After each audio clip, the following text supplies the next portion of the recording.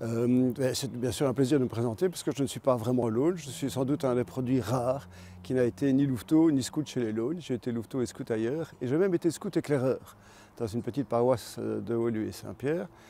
Et puis après ça, je suis rentré dans un staff de louveteau et j'étais pendant 3 ans assistant, 2 ans à Kella à la 114e. C'est quasiment l'équivalent des Lones mais plus local, plus géolocalisé, avant de prendre une année sabbatique et d'être réappelé dans le mouvement. Et c'est là que je suis rentré par la petite porte dans la grande aventure du Lone, bercé par les histoires des camps d'unité de Saint-Pancras, Saint-Dalmas de Tente et toutes les choses qui font rêver, qui donnent des étoiles dans les yeux de tous les garçons du monde.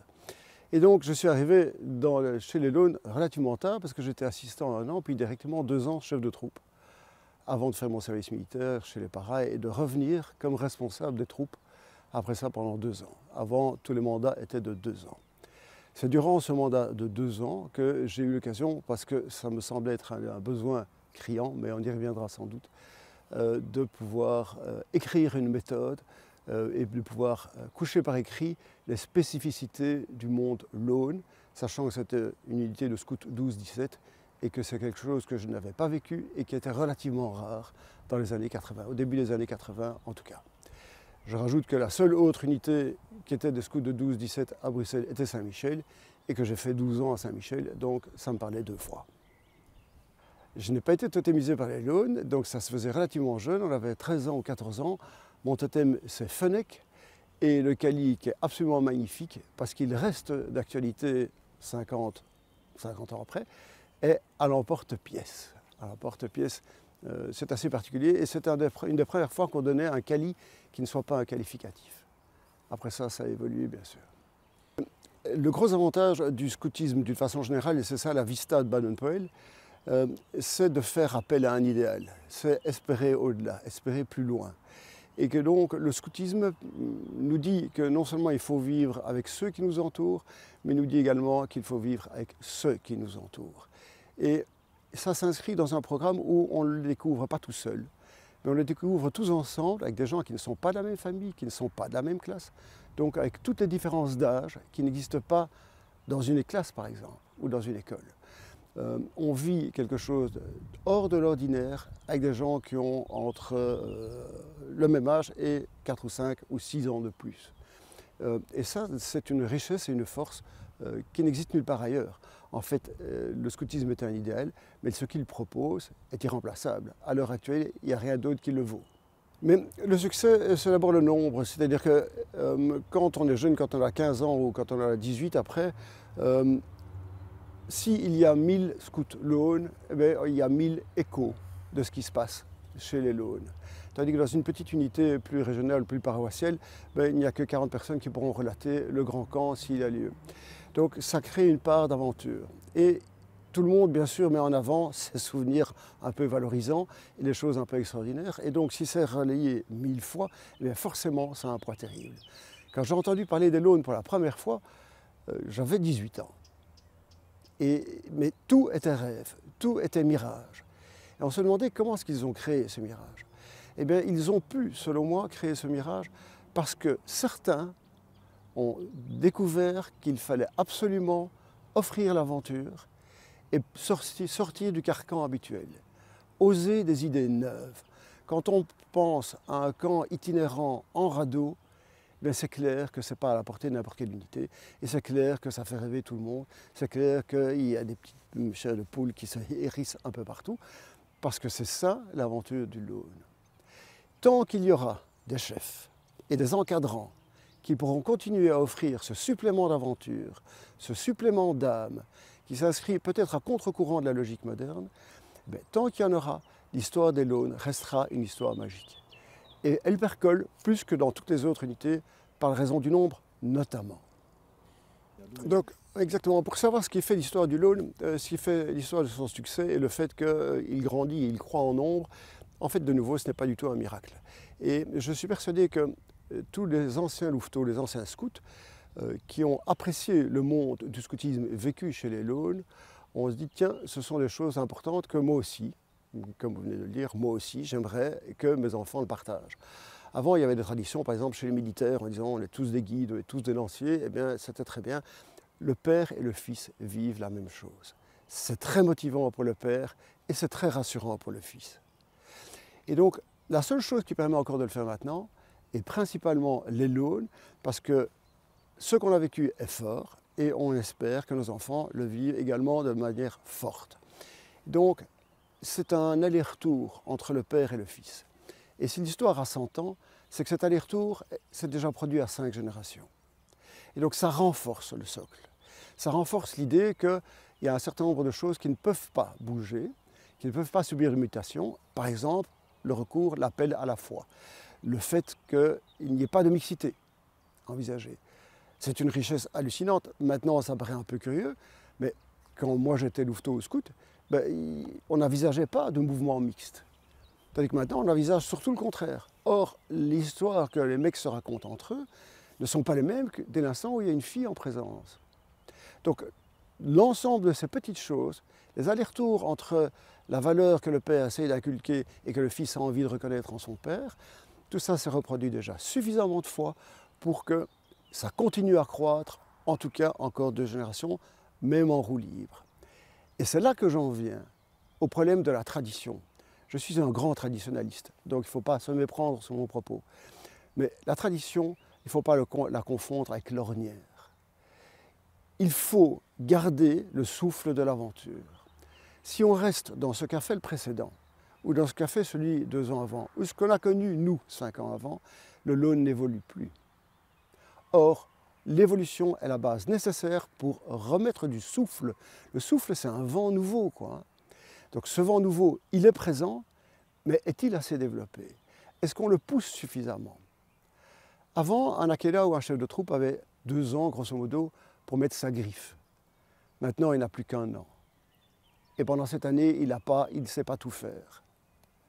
On peut se poser la question, comment se fait-il que, par exemple, les scouts, j'ai eu 3 fils chez les scouts, ils ont tous les 3 été chefs de troupe, donc je sais de quoi il est question, et eux aussi.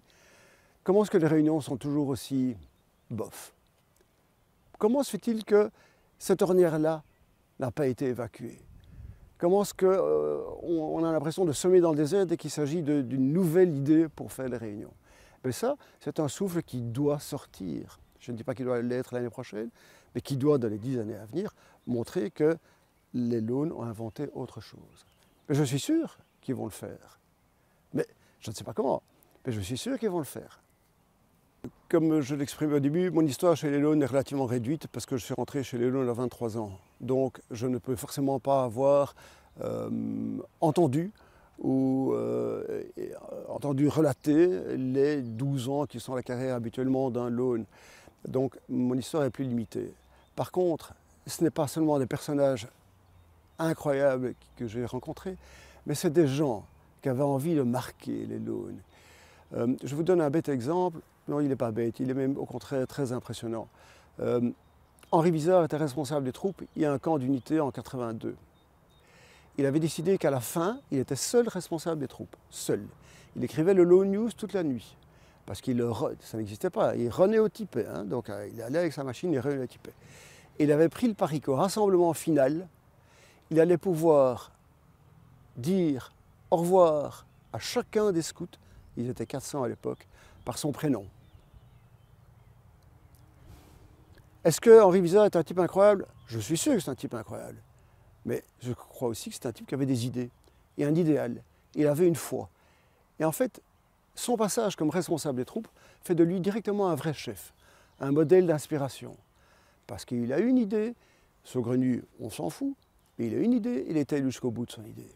Et des épisodes comme ça, on en rencontre partout chez les Launes, des gens qui ont un caractère terrible, une foi inébranlable dans quelque chose qui est peut-être futile pour les autres, mais au contraire, ils donnent à tous leurs animés l'idée qu'il y a moyen d'oser, qu'il y a moyen de parvenir, et que la satisfaction personnelle qu'on peut en retirer marquera et insufflera les autres. Il n'y avait pas d'aumônier chez les Preux, si ce n'est Pélican qui est venu passer 2 nuits. Pélican, c'était déjà un personnage de légende, donc on a beaucoup d'admiration, mais on sait surtout, comme il était à la fin de ses jours, on sait surtout de ne pas passer toute la nuit avec lui, parce que sinon on ne peut pas boire de bière, donc ça c'était un peu embêtant, je ne peux pas le dire ça. mais Pélican avait beaucoup d'idées amusantes, intéressantes, il racontait des choses émouvantes, et quand forcément on était 50 ans chez les Launes, il a plus de souvenirs que si on fait 3 ans chez les Launes. Et c'est des histoires que j'ai déjà racontées au week-end de formation. Il a par exemple, et ça lui prend la soirée de le raconter au coin du feu, qu'un soir, il y a un scout qui fait une fugue. Ce scout, on l'attend le lendemain avant de commencer à le rechercher. Et puis on va voir partout les alentours, les scouts cherchent, la police cherche, et puis ils arrivent à la conclusion qu'ils sont à côté d'un lac et qu'il s'est sans doute noyé, parce qu'on ne le retrouve pas ailleurs. C'est une histoire, il raconte ça avec 1000 détails qui font qu'on est déjà tous tout à fait ébranlés. Et puis tout le monde sur les barques, c'est vraiment comme dans le maître de musique, sur les barques à la brume qui se lève, ils sont en train de, avec leur piquet, ils sont en train de sonder les temps pour voir s'il n'y a pas un corps. Et puis à midi, la police dit je crois qu'il faut prévenir les parents. C'est à l'époque où il n'y avait pas de GSM évidemment. Et donc il va à la cabine publique et c'est Pélican qui dit qu'il a vécu là le moment le plus difficile de sa vie en devant annoncer à ses parents que leur fils avait disparu, mais que l'espoir de le retrouver n'existait pas, ou était ténu. Qu'il avait préparé ce coup de téléphone pendant une demi-heure, et juste avant qu'il ne le donne, le scout a réapparu. Ceci, je profite de cette occasion pour dire que dans l'histoire des Launes, malgré tous les risques inconsidérés qui ont été pris, toutes les aventures proposées, toutes les totémisations délirantes, pour ne pas dire débiles dans certains cas, il n'y a pas encore eu un mort chez les Launes. Et quand on compare au nombre de nuitées, si on reprend tous les camps, tous les week-ends, en 100 ans d'existence, c'est statistiquement improbable qu'il n'y ait pas d'accident, qu'il n'y ait pas eu d'accident plus grave. Et donc j'en viens à ce moment-là à dire que la nouveauté depuis que j'étais chez les Launes est le week-end de formation et que c'est une chose à bénir. C'est enfin une responsabilisation incroyable. Quand vous me disiez tout à l'heure que les Launes savent évoluer, eh bien ça fait partie, selon moi, d'une des deux évolutions les plus marquantes, parce que tout le reste, c'est la tradition Laune. C'est le grand déroulé du chemin de fer Laune. Les deux nouveautés, les week-ends de formation. Je sais de quoi je parle parce que j'ai dû organiser le premier.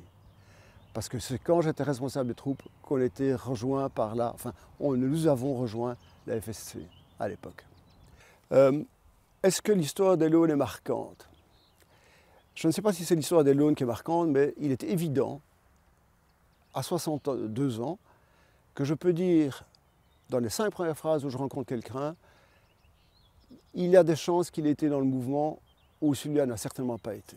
Je ne sais pas à quoi c'est dû, mais 50 ans après, je suis sensible au fait que quelqu'un l'ait été ou pas. Je constate que mes témoins de mariage sont mes anciens assistants dans le même staff. Je constate que c'est la même chose chez ma femme, qui a aussi été à Saint-Hubert. Je constate que mes associés dans la vie professionnelle sont des anciens, que mes témoins de mariage sont des anciens, que mes fils ont tous été, non pas seulement louveteaux et scouts, mais ils ont voulu être chefs, que les 2 premiers qui étaient en âge de le faire, ils ont été floches blanches, et qu'il y en a un qui l'est actuellement, alors que l'autre est encore chef de troupe chez les Templiers. Donc, est-ce que ça marque? Je ne peux pas dire non. C'est une évidence. C'est aussi simple que de choisir, quand j'ai fondé ma boîte, j'ai choisi des employés, c'est aussi simple que ça. Pour reprendre un autre exemple au hasard, le premier jour où Arnold Herrings, chef d'unité chez RI, a été libre pour trouver un boulot, il a travaillé chez nous. Donc, est-ce que ça marque? Mais oui, mais évidemment que ça marque. Et il n'y a pas le choix.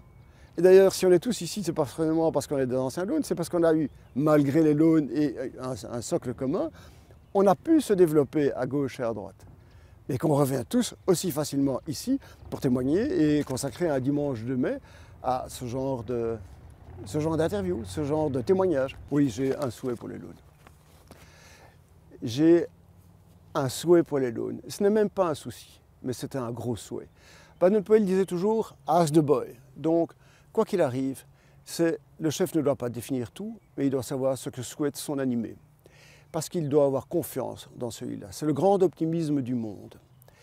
Et j'ai l'impression que les choses évoluant, et je passe pour un vieux réac, les choses évoluant, sortir des sentiers battus est moins bien vu. Être rebelle, c'est-à-dire s'inscrire dans le renouveau, non pas dans ce qu'est le sentier balisé, mais hors du sentier balisé, c'est quelque chose qui ne fait plus valeur maintenant. Or, à mes yeux, c'est vraiment déterminant pour sortir de la tradition pure. On peut être dans la tradition pure, mais on ne fait que répéter. Celui qui fait dans la tradition pure est un notaire. Il écrit des choses qui existent déjà. Il les consacre. Mais je dis, et je crois, qu'il faut être créateur. Et que les l'aulnes ont suffisamment de force, surtout avec le nombre croissant, pour accepter qu'il y ait des rebelles, pour accepter qu'il y ait des créatifs qui puissent être entendus, qui puissent oser des choses qui n'ont jamais été osées avant. Et plus le temps avance, plus cette créativité sera rare, c'est ça qu'il faut craindre, mais que le créateur, le créatif, aura peur de la mettre en exergue. Or, il faut lui laisser sa place. En fait, c'est la place du poète dans le scoutisme. Ça reste une aventure magnifique et une aventure un peu incertaine. Donc, il était à l'époque impossible d'avoir une référence écrite, un socle écrit sur la tradition des l'aulnes, la tradition des scouts l'aulnes, parce que les louveteaux chez les l'aulnes sont les mêmes que les louveteaux ailleurs, mais les scouts l'aulnes sont différents. Et donc, ce scoutisme-là n'était exprimé, n'était écrit nulle part. Donc, il fallait qu'il soit mûr, il fallait qu'il soit prêt. Et quand la cocotte minute était prête à exploser, eh bien, j'ai pris mon crayon et je l'ai écrit, ce biblion. Et tout est venu en un seul jet. En 10 jours, l'affaire était écrite. Il a fallu la corriger et la mettre en page après ça. Et puis, elle était distribuée comme on jette une bouteille à la mer. Est-ce que ça va servir, oui ou non? Et finalement, c'est que 4 ans après que j'ai réalisé que dès l'instant où on réédite et qu'on garde 95% de la version originale, je sais que ma petite bouteille à la mer a été reçue par quelqu'un. Et mon espoir est évidemment qu'elle puisse être reçue par le maximum de scouts à l'avenir et que surtout, chacun essaye de mettre le biblion à sa sauce. Qu'il réécrive, qu'il annote, qu'il corrige, qu'il ajoute et qu'il le fasse vivre de façon à ce que la 102e édition du biblion soit, elle, aboutie.